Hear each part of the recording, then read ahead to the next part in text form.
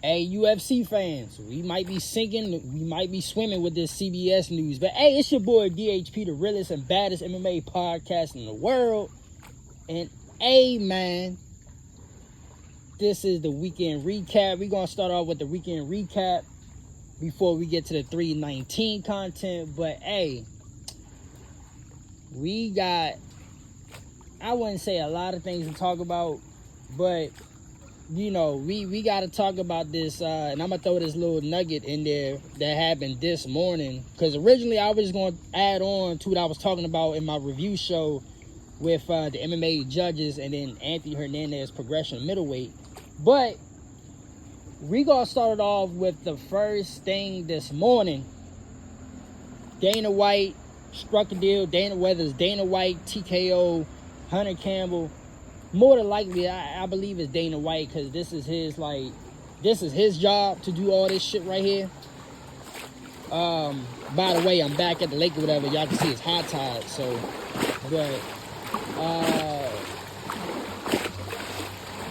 so they struck a deal with CBS and Paramount Plus, and with that in mind, we ain't got no more pay-per-view models. Like, us paying for pay-per-views and all that other shit is dead.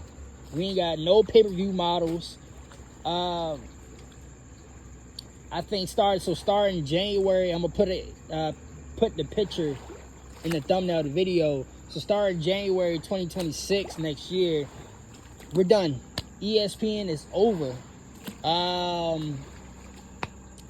Like I said, we can either sink or swim with this, because low-key, while I am happy that we getting away from ESPN, because I feel like us going to ESPN, it low-key hindered the sport of MMA, especially what the UFC is about, because we had to compromise just to be on ESPN television. You know what I mean? It's one of those things where you want the sport, whatever you like, whether it's football, basketball, baseball, you know, even in racing, F1, NASCAR, motocross, whatever. You want your favorite sport or whatever sport you like, you want that sport to be super mainstream, you know, and get on like major publication television. But at the same time, you got to realize, you got to know what you have to compromise in order to get there. You know, there's going to be a lot of rule changes, a lot of stuff that's unethical in the sport, whatever sport it is. So you always got to keep that in mind when you're trying to, there's always thing I like to say in like rap and hip hop, where like you have the difference between mainstream rappers versus the rappers who just stay underground, stay not underground, but more like independent. And they're independent because they have more freedom. You know, when you under a mainstream record or music label, you have to do a lot of compromising. Like, you can't put out the music when you want to put it out, and then there's certain type of music that you can still stay true to yourself, but then you have to make like certain type of music to put on the album. You know, that's a different topic for a different day on an unrelated video, because I've heard plenty of rappers, you know, tell their side of the story with them being with a major record label, and then now they're independent. But yeah, that's a whole different story in its own self. But regardless, it ties back to the sport at hand. Like, when you go on ESPN or Fox, NBC Sports, whatever, there's a little compromising of the integrity of the sport. So I feel like UFC going away from ESPN, because I did feel like UFC been watered down because of us going to ESPN. I feel like it's much more entertainment oriented based instead of what's morally right. You know what I mean? So this UFC doing this, it could be a good thing for like the integrity of the sport, and I just made a video about that. Go check out my second video I made on YouTube about the integrity of the UFC. So this could be a good thing for the sport of MMA and in the brand of UFC. But is it good, like, marketing wise, like money wise? Because UFC do feed off pay-per-view sales, and stuff like that. So, you know, you got to keep that in the back of your mind. Like, are they going to lose money this way? Or could they really gain much more money than what they are doing now with ESPN, but in a different avenue way or revenue way? You know what I mean? Like, this could be, like, you could gain more viewers because now people ain't got to really pay for it. All you got to do is just get like a $10, $12 subscription and then you're good. You know what I mean? Because if you really think about it, break it down in symmetric. So you got, okay, so it's on ESPN Plus, right? You already have to have pay a monthly subscription for the ESPN Plus joint. And then you got to pay, on top of that, you got to actually pay for the pay-per-view. So that right there is like, but they give like a $10 off like reward for the pay-per-view. So basically you paying like on average like a total, you paying a total of like $90 to $100 for a pay-per-view. You know what I mean? You see how that sound? Versus going on a subscription base to Paramount Plus and CBS, where it's like only $10, $12 a month, whatever, and the pay-per-views is free. It's basically kind of like, you know, for us racing fans, for the racing fans out there, you know, dirt bike racing, it's on Peacock.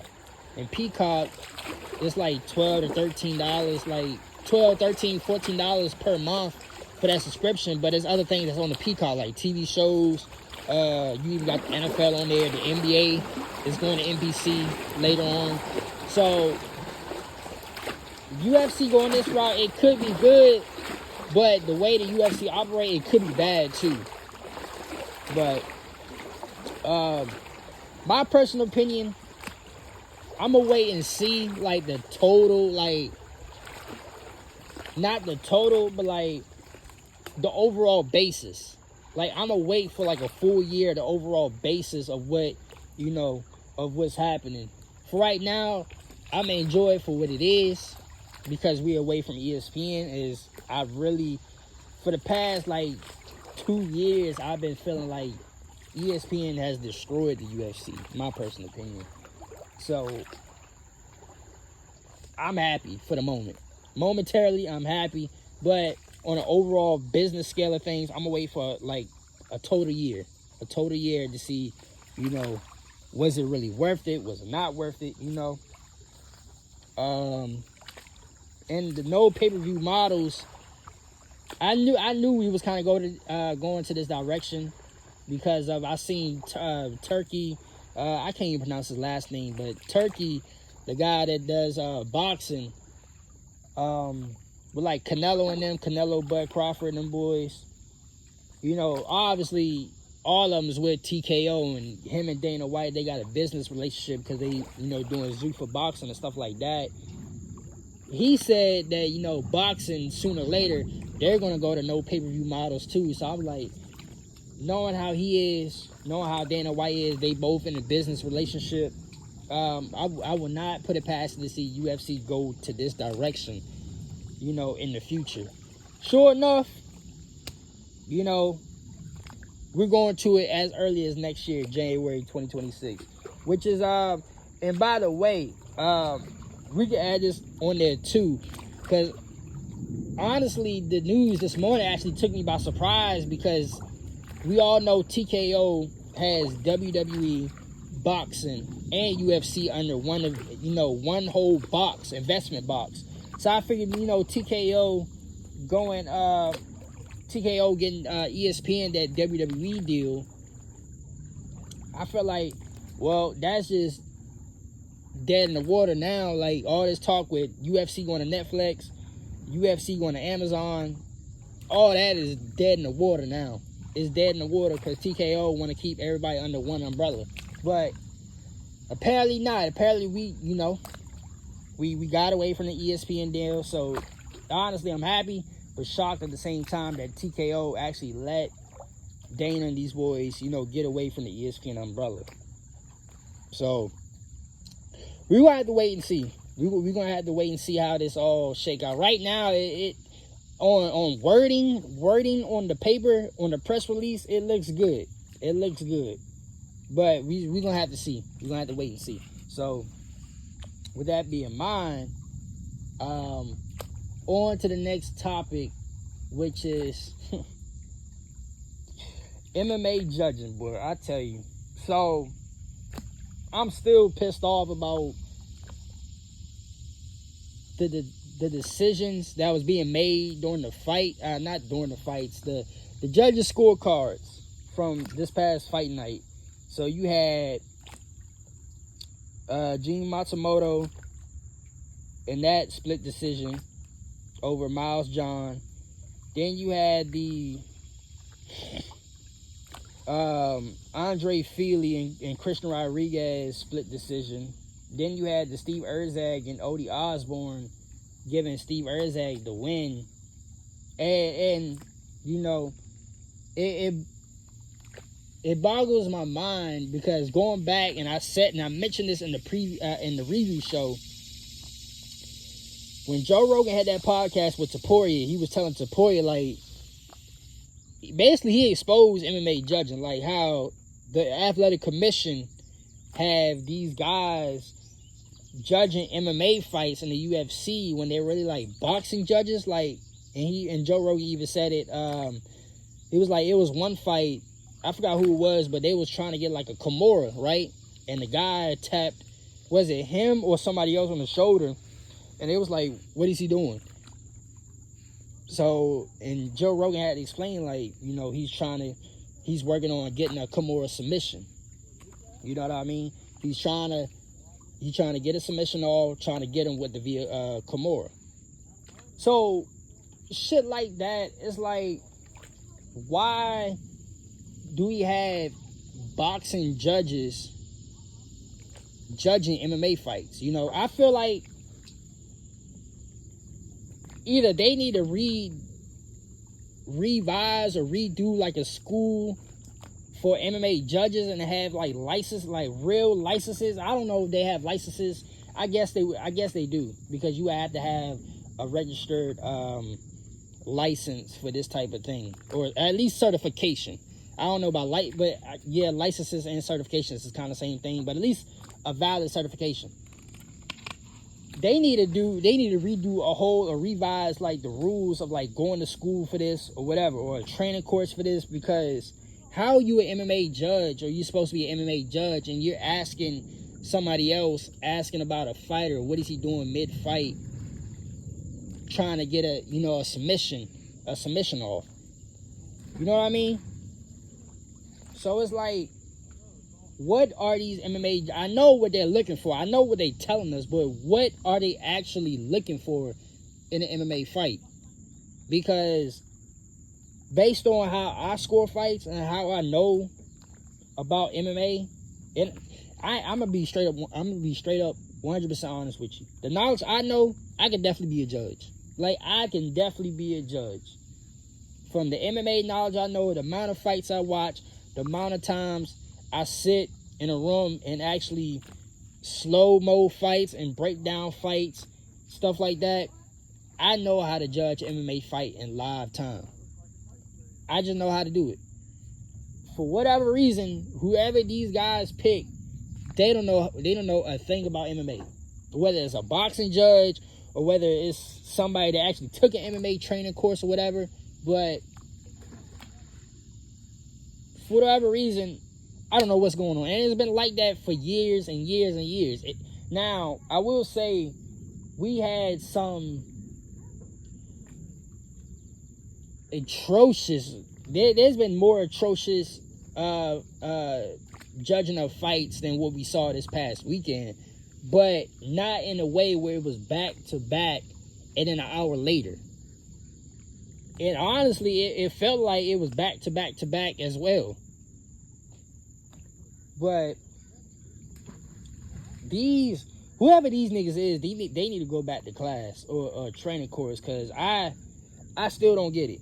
I still don't get it. And it's like, I'll say it like this, either take these boys back to a training course, or actually implement not a rule but a requirement about having a certain amount of years. You know how you go to a job application or whatever and they ask you about your work experience, because some jobs they require you, say like if you going for, like I used to work in a warehouse and I used to be on a forklift.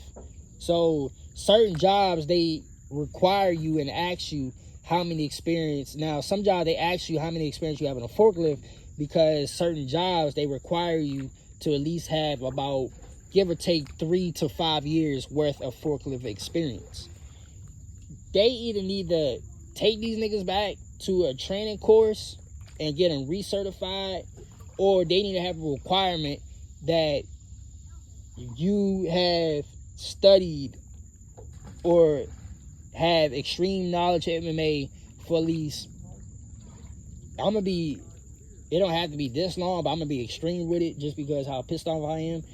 10 years.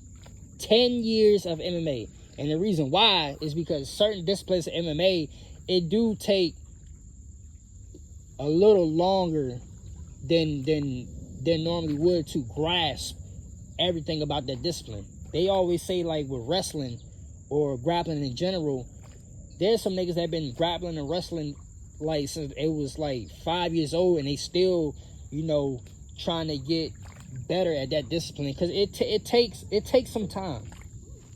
It takes some time to get good at wrestling or grappling. As you can see, one thing I could point out off an example was Amanda Nunes and Clarissa Shields. Like Clarissa Shields, a woman boxer coming over to MMA, they immediately wanted her to get familiar with grappling and wrestling. And I think Amanda Nunes or somebody criticized Clarissa, saying that it ain't gonna be, because Clarissa, no, you know what? Because Clarissa said that she can get the hang of wrestling in about a year and a half or something like that. And a lot of people, they took an offense to that, because I think Amanda Nunes, I think she said something about it, but a lot of people took offense to it because it takes more than a year and a half to grasp wrestling. As I said a couple seconds ago, niggas been doing it since they was 5, 4, 3 years old type shit. But they still, evolving and getting better with it. Now they in their 20s and 30s and shit like that. So it ain't something you can just master in a year. Especially when you have people still trying to hone it in and evolve it, even as they older. So that's what I'm saying, maybe 10 years, because not every discipline of MMA you can just learn in like a year, 2 years, 3 years. It takes, I'm going to say at bare minimum 5 years. It takes 5 years to actually master of studying and analyzing a discipline in mixed martial arts. And there's multiple disciplines. Now some of it you can grasp within like a couple months, just like a couple months. But everything about mixed martial arts, I give it 10 years. 10 years maximum. 5 years, I'm gonna say 5 years minimum, 10 years maximum, because every fight is gonna be different, especially when you have fighters that are well-rounded overall and that can do multiple things, So MMA judges, I've said it on the review show, people talk about boxing being corrupt with the judges. MMA is right up there. The UFC, they is right up there, because I never seen it. I never seen this bad a performance from the judges in my life, back to back, and then an hour later. So we got to do something about the judging, because this is crazy. This is crazy. So with that being said, last thing I want to talk about, and then we're gonna wrap it up, because y'all know what it is. It's DDP Camzat Fight Week 319 in Chicago, Illinois. We're gonna get that content started, and I might drop because I'm gonna do a reaction on my Instagram for the countdown. So I'm gonna do the thoughts for YouTube tomorrow morning. But Anthony Hernandez, this boy right here about to be a problem. The way he's fighting, you know, and I kept saying it over and over, this is like some Cain Velasquez-esque. Like how Cain was coming up in heavyweight and then he faced JDS, took the belt off him. Now, you know, JDS did end up getting his W back, but Cain ended up beating him in the trilogy. Cain won that rivalry, but Anthony Hernandez, if he can get his shit together with his weight, he gonna be a problem. I don't see who. If you look at the people that's beneath him and the people that's in front of him, there's only like 1 or 2 people that can beat him. Honestly, him and DDP would be a crazy matchup. Him and DDP would be a crazy ass matchup. If you really think about their styles, it's tell you the truth, we actually getting sort of that matchup this weekend with DDP and Cam Zat for real. So DDP, and honestly, on a big picture scale, DDP and Cam Zat is going to tell us a lot. It's going to tell us a lot. It's going to tell us about DDP. It's going to tell us about Cam Zat, and it's going to tell us the outlook of middleweight, because there's a lot more guys. Now, Cam Zat is much more. Cam Zat has like a Dagestanian weight with him. So I can't say that Anthony Hernandez is kind of like Cam Zat. But there's a lot of guys that's like more like Cam Zat. If that makes sense. Like, there's a difference between what Anthony Hernandez does versus the Dagestanian way, but in an overall basis, you can put them in one box. So I don't even know that. I'm hoping that makes sense to y'all people, but that's how I feel. So Anthony Hernandez, this motherfucker here, boy. Boy, let me tell you. He could be, give it like maybe 2 years tops. He's gonna be champ. Like, I guarantee you by at least like late 2027, he's gonna be champ. He's gonna be champ. And you know what's crazy about it? Just thinking about like the people beneath him. We still got people like Bo Nickel. We got Shara. You know, MVP may be in the rankings. Thinking about all those people, especially Bo Nickel, because really Bo Nickel, the way the UFC is with Bo Nickel, they want him to be champ. You can see it. They low-key slow pacing him, but they want him to be champ. It's kind of like with Peyton Talbot, even with RDR to a degree, because we already know what Roman Delite said. And matter of fact, and it's crazy to think that Robert Whittaker would have been a much more easier matchup for Roman Delite than Anthony Hernandez was. That Anthony Hernandez ass whipping. That was, and I said it. I said it in the preview. Go back and look at my preview video. I was like, stylistically wise, this is not a good matchup for Roman Delite. Just how Anthony Hernandez is. And then also, big picture wise for Roman Delite, yeah, he is not beating Cam Zat. DDP, I don't even see him beating DDP. He could catch DDP, but DDP has that style with him too, where if he want to, he can definitely destroy Roman Delite on the ground. But man, bro, that fight, that ass whooping we saw with Anthony Hernandez, and That told us a lot too. That told us that Anthony Hernandez is not to be fucked with. He will be a problem. Roma Delite will have problems with somebody that presents that style. So Kamzat, has Roma Delite ever beat Brandon Allen? Because I think Brandon Allen, I gotta check his record books. But Brandon Allen, his style. Now Brandon Allen, he got some things about him where I'm like, what are you doing? So, but his style, Brandon Allen could be Roma Delite, but I can see Roma Delite beating Brandon Allen too.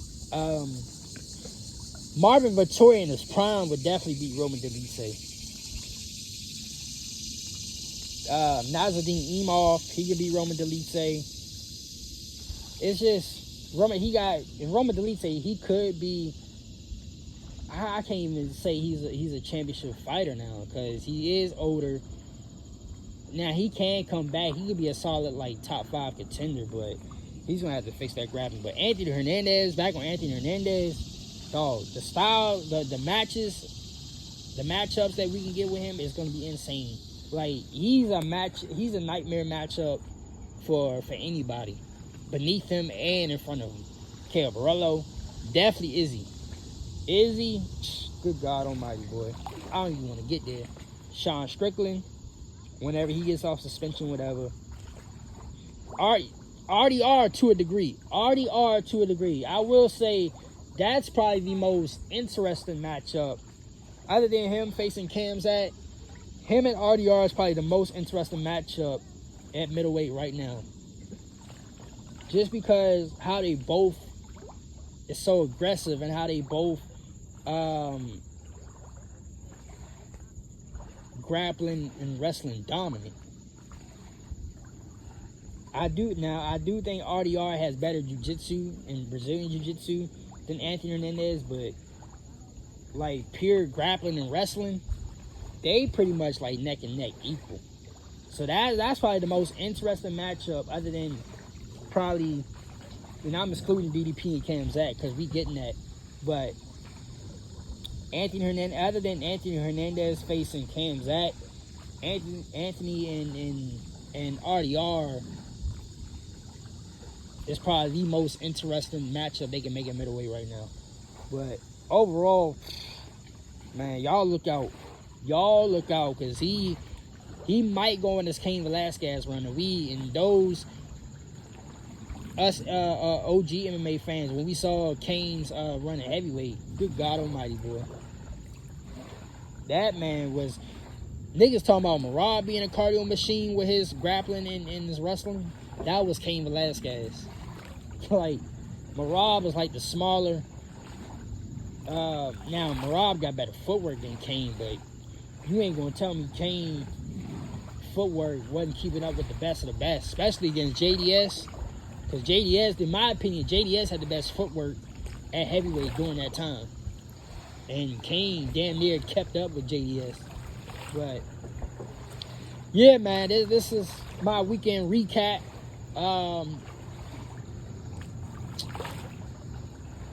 Yeah, it's 319 time, y'all. We finally made it to 319. Well, we ain't officially made it there yet. But,